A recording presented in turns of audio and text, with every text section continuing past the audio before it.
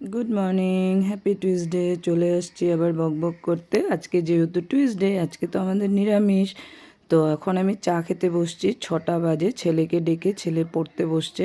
তো কি করব আর ভাই, কালকে সব ঘরে গিয়েছিলাম, ঘর থেকে মা পায়েস আর পুরি দিয়েছিল, ওই পুরি আর চা নিয়ে সকাল 6টাতে বসে গেছি। কেউ যদি বলো ভাই রাক্ষস, তাতে বললেও আমার কিছু আসে যায় না। আমার খাওয়া তো আমি খাবই, কেন কি এত সকালে সবাই ঘুমাতে ছিল। তো আমি 5টার দিকে উঠে, রোজই এটা আমার রুটিন, উঠে ছেলেকে ডাকি, তারপরে বাসি কাজ টাজ করে টিফিন বানিয়ে ছেলের খাওয়া টাওয়া বানিয়ে 1 কাপ চা নিয়ে বসি। না হলে তো ঘুমের ইয়েটাও যায় না, আলসি হয়। তো তাতে যাই যা বলুক কেউ, আমার কিচ্ছু আসে যায় না। তো ছেলে চলে গেল, ছেলে যাওয়ার পরে বসিয়ে দিলাম রান্না। আজ তো মঙ্গলবার। তো এখানে এখন আমি মিক্স ভেজ বানাবো। তার কড়াইয়ের মধ্যে তেল দিয়েছি, আর এখানে সবজিগুলোকে ভাজা করে রাখা হয়েছে। এখানে কস্তুরি মেথি আর অল্প পাঁচফোড়ন দিয়েছি।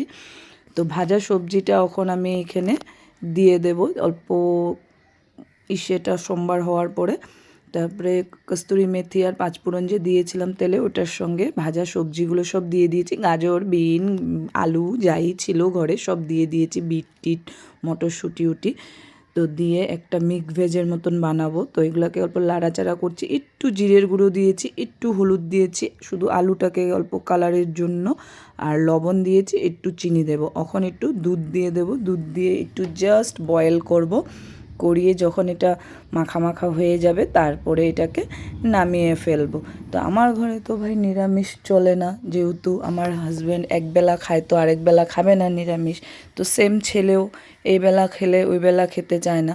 তো শাশুড়ি শ্বশুর ওরা সবই খেয়ে নেয়, ওরকম একটা ওরা ইয়ে করে না। কিন্তু আমার ছেলে আর আমার মিস্টারেরই যত নমুনা। তারপরে এখানে কেটে রেখেছি পালক পনির বানাবো ছেলের জন্য। ছেলে পালক পনির খেতে খুবই ভালোবাসে।